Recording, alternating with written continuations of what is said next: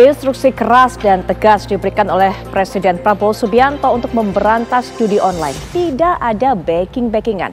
Lalu bagaimana pihak kementerian, lembaga dan juga penegak hukum menerjemahkan instruksi ini untuk bisa membongkar secara tuntas kasus judi online. Assalamualaikum warahmatullahi wabarakatuh. Selamat malam pemirsa, saya Putri Viola menemani Anda di Apa Kabar Indonesia Malam. Tema yang saya sampaikan tadi akan menjadi tema perbincangan kita selama 1 jam ke depan. Dan Anda bisa menyimak selengkapnya di Apa Kabar Indonesia Malam.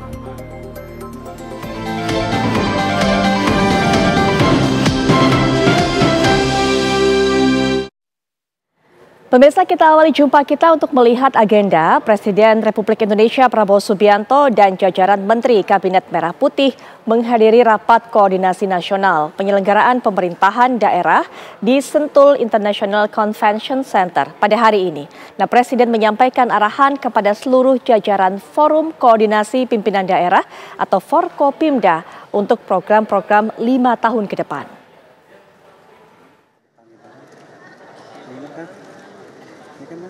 Presiden Republik Indonesia Prabowo Subianto menghadiri rapat koordinasi nasional Rakornas pemerintahan pusat dan pemerintahan daerah di Sentul International Convention Center, Sentul, Bogor, Jawa Barat. Rakornas ini bertujuan untuk memberikan arahan pada Forum Koordinasi Pimpinan Daerah Forkopimda dalam rangka implementasi Asta Cita Pemerintahan Prabowo Gibran dalam jangka 5 tahun ke depan. Acara telah dibuka oleh sejumlah menteri seperti Menko Polhukam Budi Gunawan, Menko Hukum dan HAM Yusril Iza Mahendra, Menteri Dalam Negeri Tito Karnavian, dan sejumlah jajaran menteri lainnya. Presiden Prabowo mengapresiasi acara ini dan menyebut bahwa ini merupakan momen pertama dirinya berbicara dengan seluruh pejabat di Indonesia. Saya sangat menghargai langkah ini karena ini bisa dikatakan adalah kesempatan pertama saya untuk bicara dengan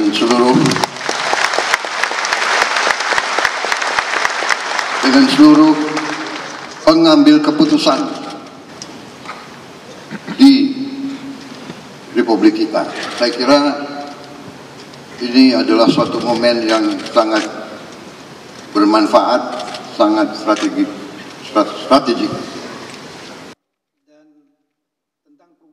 Pertemuan ini dihadiri oleh kepala daerah seperti gubernur, bupati, kepala dinas, panglima Kodam Pangdam, serta Kapolda dari seluruh wilayah di Indonesia. Dari Bogor, Jawa Barat, tim TV One mengabarkan.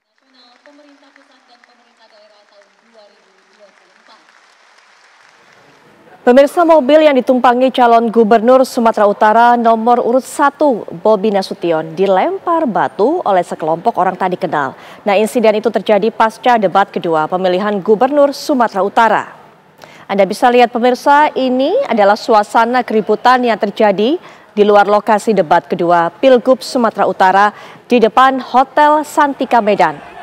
Sorak-sorai antar pendukung serta aksi lempar botol air mineral tidak terelakkan antar kedua pendukung dari pasangan calon gubernur. Suasana ini makin panas saat Cagup Sumatera Utara nomor urut 1 yaitu Bobi Nasution akan meninggalkan lokasi. Mobil yang ditumpangi oleh Bobi tiba-tiba dilempar batu oleh orang tak dikenal dari kerumunan massa. Beruntung kericuhan dapat segera diatasi oleh polisi yang bertugas. Mobil yang ditumpangi Bobi pun dapat dikawal oleh petugas keluar dari lokasi. Tidak ada yang terluka dalam peristiwa pelemparan itu. Atas peristiwa itu, tim hukum Bobi Surya pun berencana melaporkan hal ini ke Polrestabes Medan.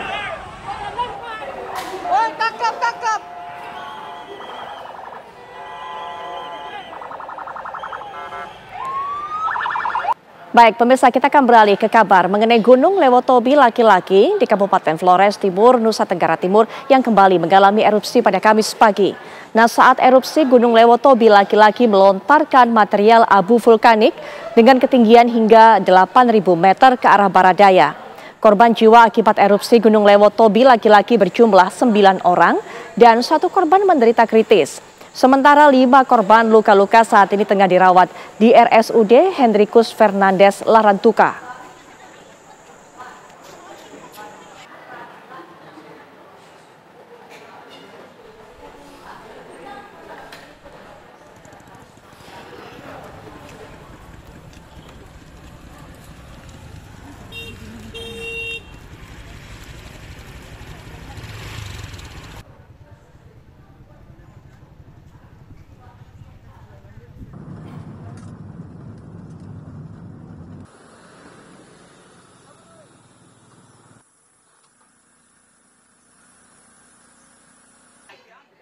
Pemirsa, kita akan mengupdate mengenai kondisi di sana. Rekan kami Taufik Koban akan mengabarkan untuk Anda. Silakan. Baik, selamat.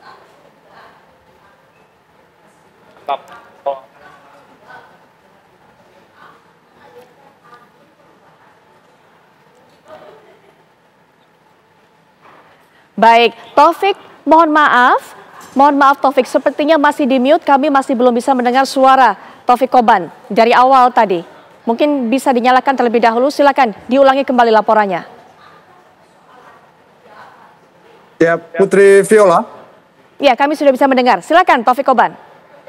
Ya, dapat kami laporkan bahwa pasca erupsi Gunung Lewotobi dengan melontarkan material setinggi 8 km ke atas puncak dan yang disertai dengan lontaran awan panas sejauh 3 km, terjadi adanya pengungsian dari warga yang berada di lereng Gunung Lewotobi laki-laki di wilayah Kecamatan Ilebura dan juga di wilayah Kecamatan Wulanggitang. Para warga yang mengungsi terakhir ini diperkirakan mencapai 1.000-an orang. Kemudian mereka langsung diarahkan oleh pemerintah kabupaten ke 2 lokasi pengungsian yang baru, yaitu di lokasi pengungsian SMP Negeri 1 Titehena dan juga SD Lewolaga. Di sini mereka akan menempati sejumlah ruangan kelas walaupun dengan peralatan seadanya yang mereka bawa. Namun pemerintah kabupaten juga terus memberikan upaya penanganannya dengan akan memberikan berbagai perlengkapan tidur. Dan dapat juga kami sampaikan bahwa sebagian besar warga yang mengungsi terakhir ini merupakan warga lansia dan kebanyakan dari itu juga merupakan bayi balita. Putri Viola. Baik, Taufik Koban, terima kasih untuk informasi terbaru. Nanti kita akan terus pantau di program-program lainnya. Sekali lagi terima kasih. Dan pemirsa, kami akan jeda sejenak. Saat kami kembali, kami bawa Anda untuk bisa melihat bagaimana upaya dari kementerian, lembaga, dan termasuk juga pihak penegak hukum untuk bisa menjalankan instruksi keras yang disampaikan oleh Presiden Prabowo Subianto untuk bisa mengungkap semua dan juga menghabisi yang namanya judi online. Sesaat lagi.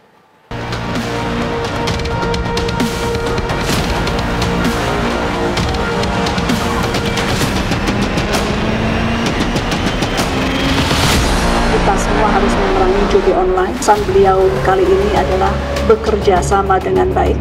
Tadi disebutkan beberapa institusi atau lembaga, Polri, Jaksa Agung, kemudian juga Kemenko Polkam, dan bahkan tidak tertutup 3 itu, tapi semuanya bekerja sama. Tidak boleh ada backingan.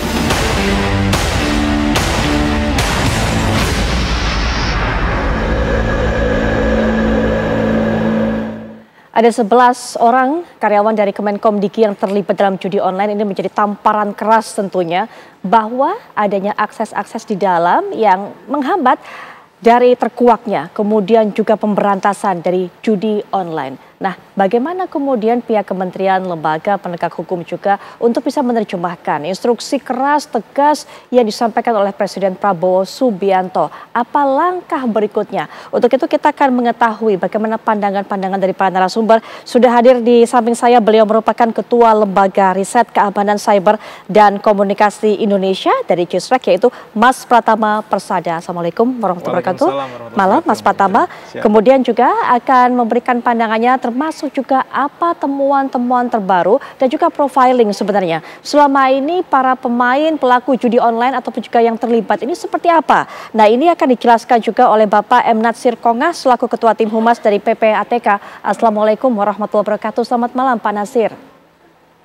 Waalaikumsalam warahmatullahi wabarakatuh. Selamat malam Mbak Putri, Viola, dan pemirsa TV One. Ya, selamat malam Pak. Nah, untuk memberantas judi online juga tentunya butuh ketegasan, butuh keseriusan, komitmen juga dari pihak kepolisian. Untuk itu kita juga nanti akan dengarkan bagaimana pandangan dari Irjen Pol Purnawirawan Arianto Sutadi selaku penasihat ahli Kapolri. Assalamualaikum warahmatullahi wabarakatuh. Selamat malam Pak Arianto Sutadi.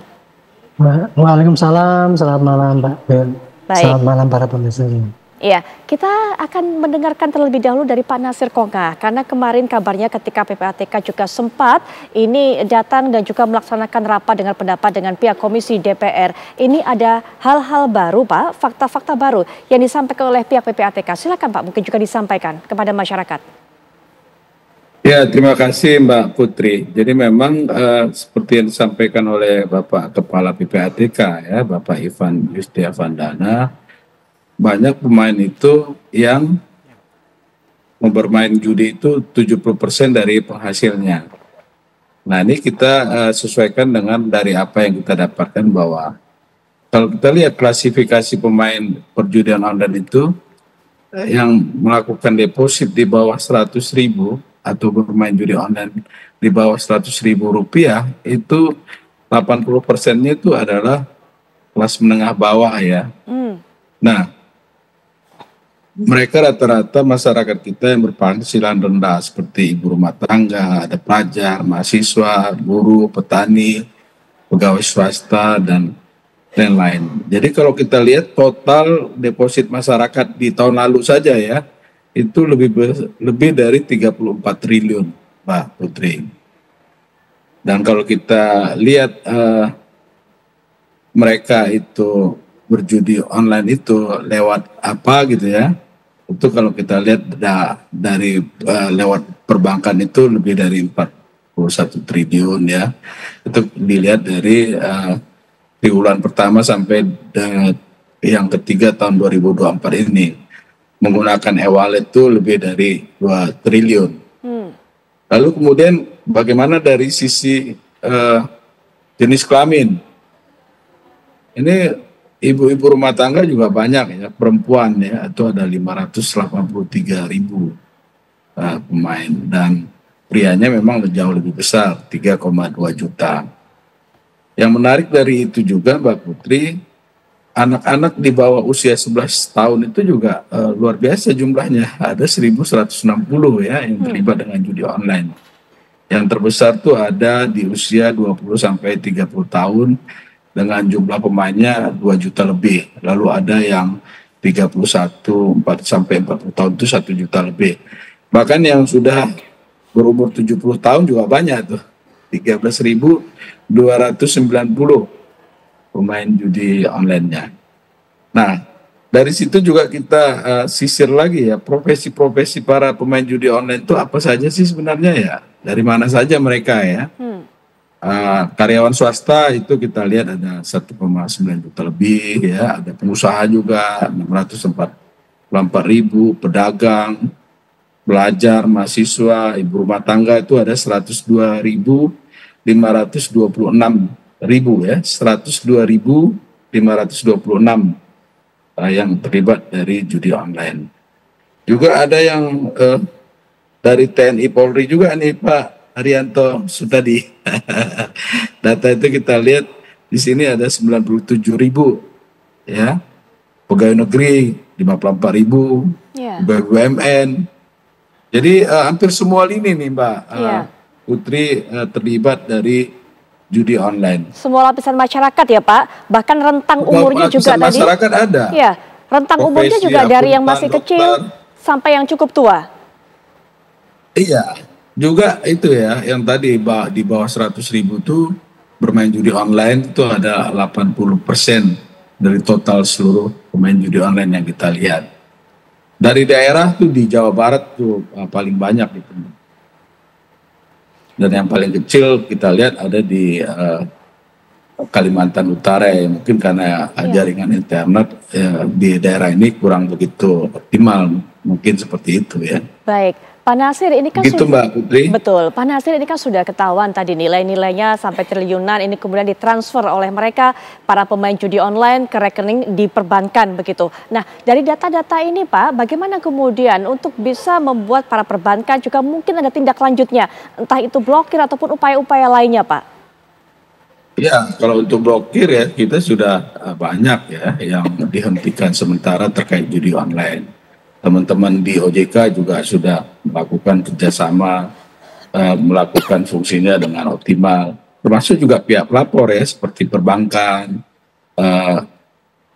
perusahaan-perusahaan yang bergerak di e-wallet segala macam itu juga cukup bekerja sama ya, menyampaikan laporan terkait transaksi tadi kepada PPATK.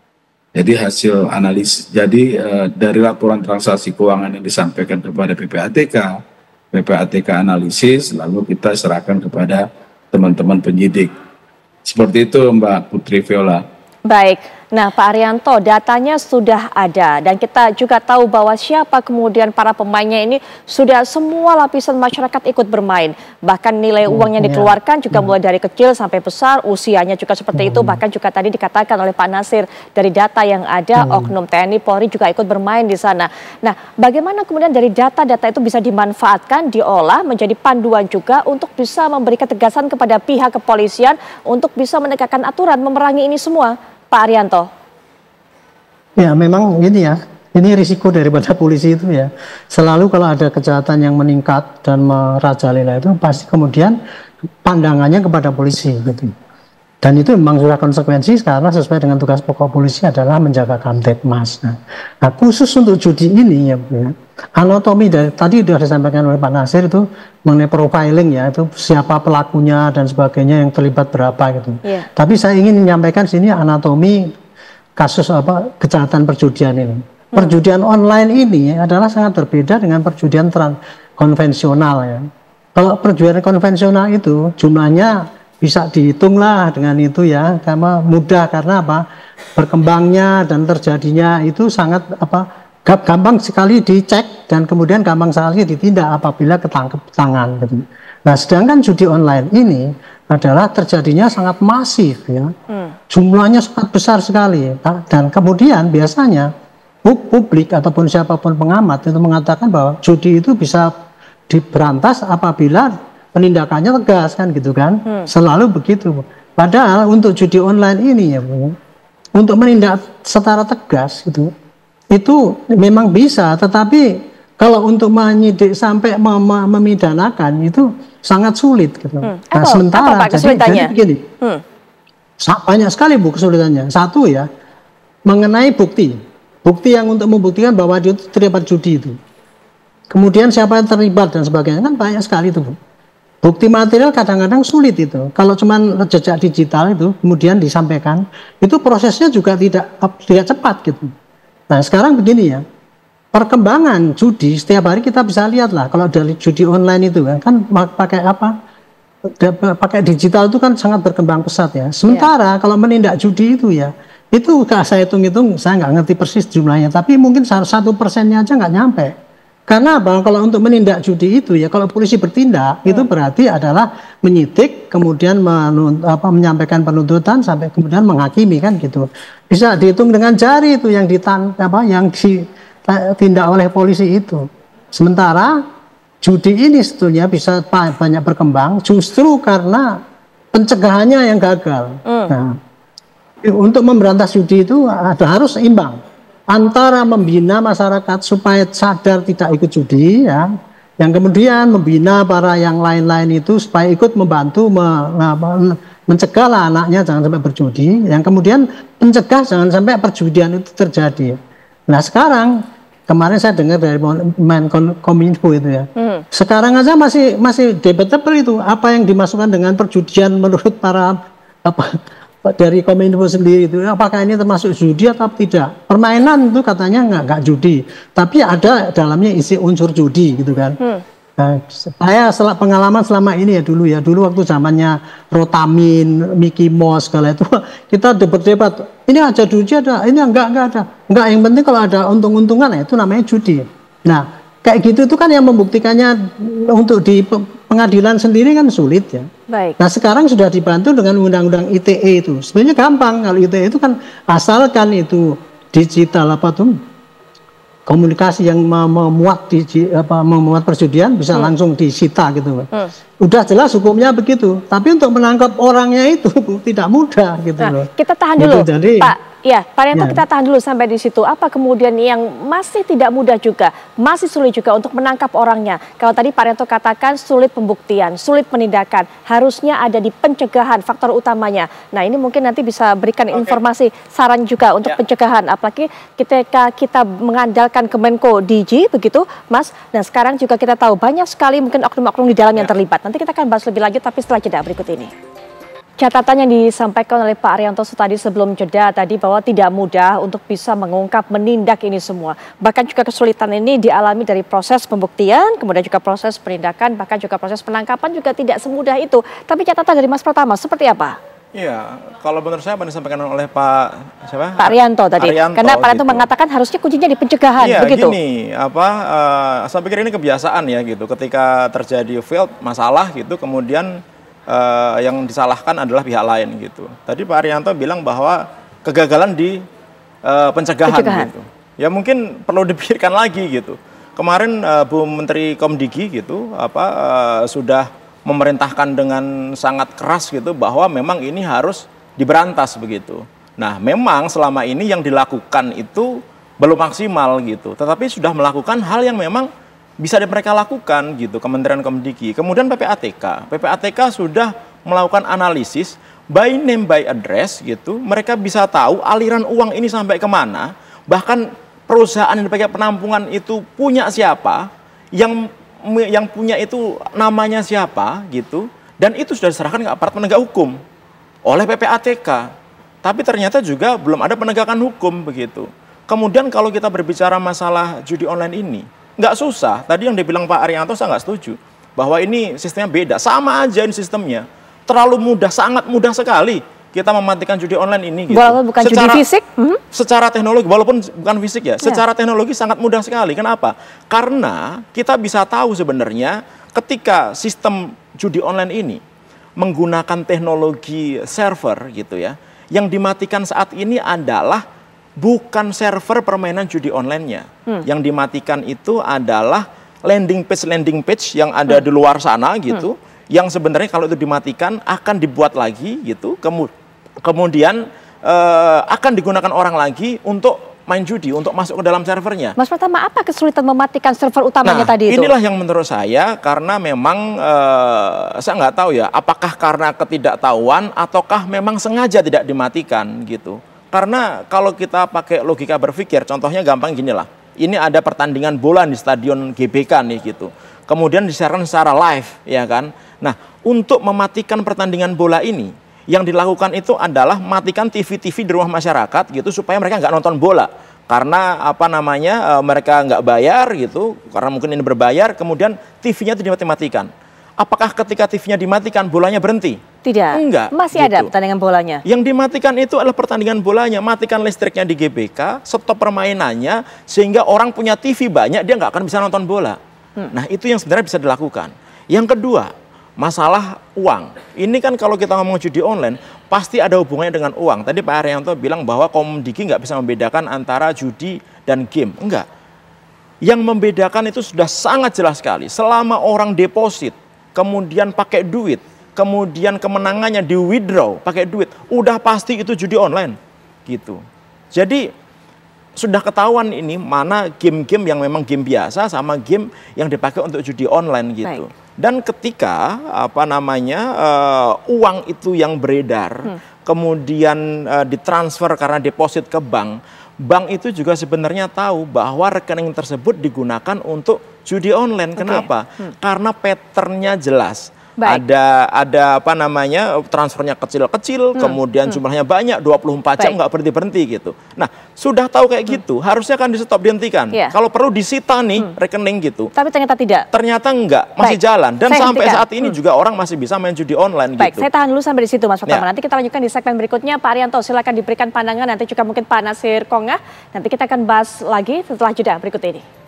Kita ada di segmen terakhir dari perbincangan ini dan mohon maaf kepada para narasumber karena waktunya sangat terbatas. Saya berikan kesempatan dulu kepada Pak Arianto tadi, silakan ditanggapi yang Mas Pratama katakan bahwa mudah saja sebenarnya, hanya butuh keseriusan dan juga niat. Bahkan juga PPATK sudah menyampaikan ke pihak aparat penegak hukum nama dan semuanya data-data yang kemudian tidak ada tindakan apapun. Silakan Pak Arianto. Baik, terima kasih. Nomor satu ya, saya tidak menyangkal ya bahwa itu kita itu biasa menangkal karena kegagalan petugas hukum nggak bisa bertindak sehingga menyalahkan orang lain. Sama sekali tidak, Pak Pratamanya. Saya hanya menjelaskan bahwa untuk judi online ini, kalau ditumpukan kepada penangkapan tersangka dan kinerja polisi untuk memenjarakan orang ini, tidak efektif. Karena apa? Karena perkembangannya sangat masif. Nah, tadi kalau Bapak katakan sangat mudah di take down dan selesai, ya itulah cara terbaik, Pak. Jadi menindak judi online ini, di samping penegakan hukumnya itu harus memang tegas dan semua orang yang terlibat, tetapi yang sarana inilah yang di stop. Sekarang berapa ribu yang tumbuh, hari itu juga di take down. Itu mudah. Jadi, tapi polisi tidak punya kewenangan untuk itu. Gitu. Saya hanya bisa beri kesempatan. Ya, saya hanya bisa beri kesempatan Pak Arianto cukup singkat karena memang waktunya sangat terbatas. Mohon maaf Pak Arianto. Terakhir juga Pak Nasir Konga, silakan penutup singkat. Ya, kalau kita lihat dengan keberadaan Satgas ini sangat cukup efektif ya. Grafik itu bisa kita lihat total deposit dari pemain judi online itu sejak adanya Satgas dan kolaborasi yang kuat PPATK dengan kepolisian, OJK dengan Kominfo ya, Komdigi sekarang, itu penurunannya signifikan ya. Dari misalnya di semester 1 triwulan di tahun 2024 ini dari 21 triliun itu sekarang sudah menurun jadi 4 triliun depositnya via bank. Satu hal yang ingin saya ingatkan nih kepada para penjudi nih Mbak. Dipersingkat mungkin Pak. Ya. Kamu itu bukan setetes air di lautan ya, pemain judi. Kamu adalah seluruh lautan ya di dalam setetes air. Itu maksudnya apa? Potensi dan keagungan dari kita itu jauh lebih besar daripada apapun yang bisa diberikan oleh perjudian. Jangan terjebak di dalam janji palsu judi online. Ingatlah bahwa kebahagiaan dan kepuasan sejati itu berasal dari dalam diri kita, Pak Nasir. Bukan dari keberuntungan semu. Begitu Mbak Putri. Pak Nasir, Pak Arianto, Mas Pratama, mohon maaf sekali pada tadi Mas Pratama sudah sedikit aja. Singkat saja Mas, singkat saja. Jadi sebenarnya kita udah tahu nih cara mematikan teknologi judi online ini. Secara teknologi ya, kita udah tahu caranya. Cara untuk menghentikan uangnya kita udah tahu. Kemudian cara kita bisa tahu siapa pemain di belakang kita udah tahu gitu. Nah, ini tiga-tiganya kita sudah tahu semuanya. Tinggal bagaimana sekarang niatnya benar gitu untuk memberantas, untuk melakukan ini sehingga judi ini benar-benar di stop. Baik, Mas. Sudah tahu caranya. Tinggal sekarang niat apa enggak. Betul sekali. Nanti kita akan semoga ada waktu lagi di episode berikutnya. Apakah Indonesia Malam akan membahas mengenai hal ini. Mas Pratama terima kasih, Pak Nasir Konga terima kasih, Pak Arianto terima kasih. Usai sudah tugas kami menemani Anda. Sesaat lagi Anda bisa menyaksikan debat tentunya. Ini adalah Pilgub dari Kaltara yang akan kami hadirkan setelah jeda. Saya Putri Viola pamit, selamat malam, sampai jumpa.